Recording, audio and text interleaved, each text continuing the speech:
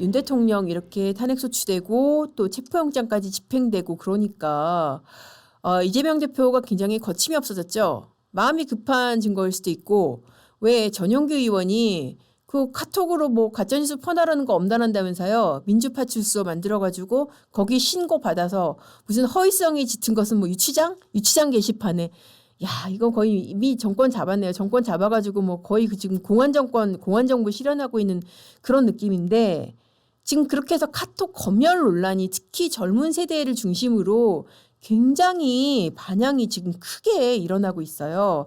그러니까 거기에 대해서 당 내부에서도 제가 알기로는 민주당 내부에서도 이거 이렇게 가면 안 되는데 그런 분위기 상당히 있는 걸로 알고 있거든요.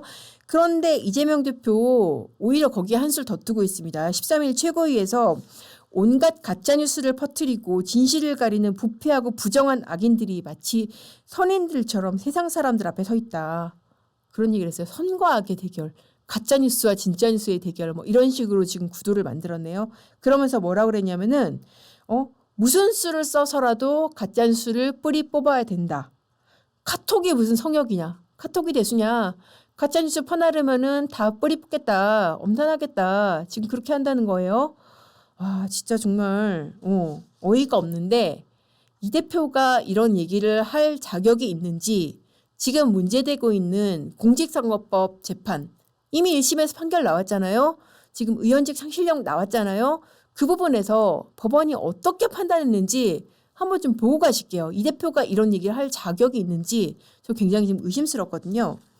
자, 이 대표 공직선거법 재판 조금 이제 시간이 지나다 보니까 가물가물 하실 분들을 위해서 간단하게 무슨 죄명으로 선고가 났는지 좀 정리를 해드리겠습니다. 첫 번째, 김문기 모른다. 김문기를 성남시장 시절에는 몰랐다. 나중에 도지사 되고 그 재판 대비하면서 알게 됐다. 그런 게 거짓말이라는 게 하나 있었고 두 번째, 백현동 4단계 용도 변경이 국토부 협박에 의해서 이루어졌다.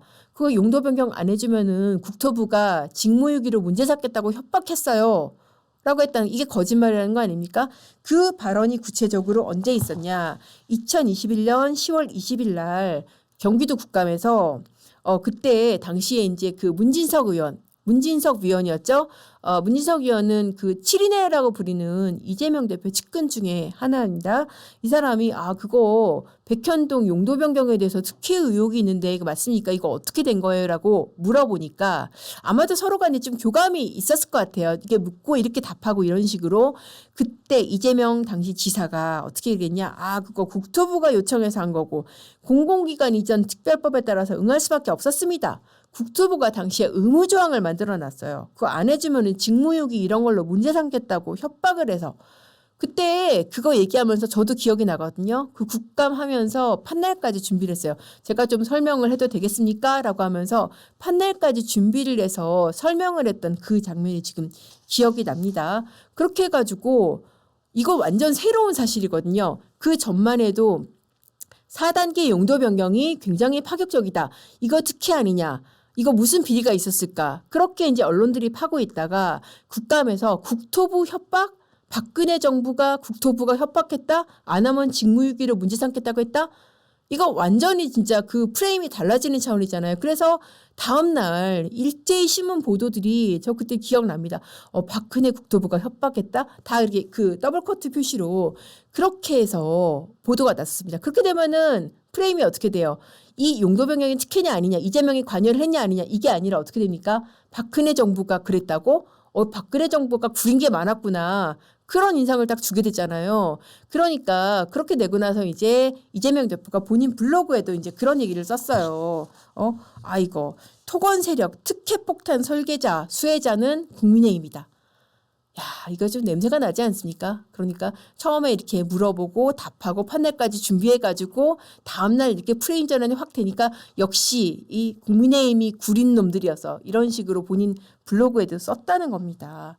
자, 근데 판결문 보세요. 이게 맞는 얘기인지 정말 국토부 협박을 했는지 그리고 이 대표가 알고서 거짓말을 했는지 재판부가 낱낱이 지금 적어놓은 내용이 있습니다. 자, 판결문에 그대로 있는 표현이에요.